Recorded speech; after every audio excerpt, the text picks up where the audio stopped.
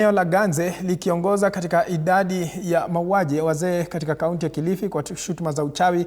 Wazee wameungana na kuanzisha mradi wa ufugaji wa mbuzi ili kubadilisha dhamira hiyo na kuweza kujitegemea.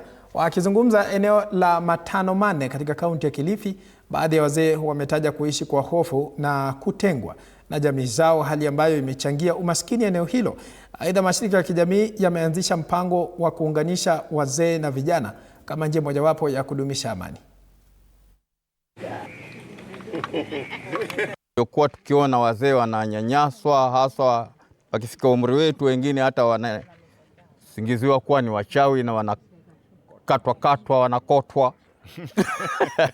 Kwa hivyo tunaona tukija pamoja namna hii na tukisaidiwa na shirika kama hili ambalo limekuja kwa wakati unaofaa, itakuwa ni manufaa mazuri sana kwa sisi wazee.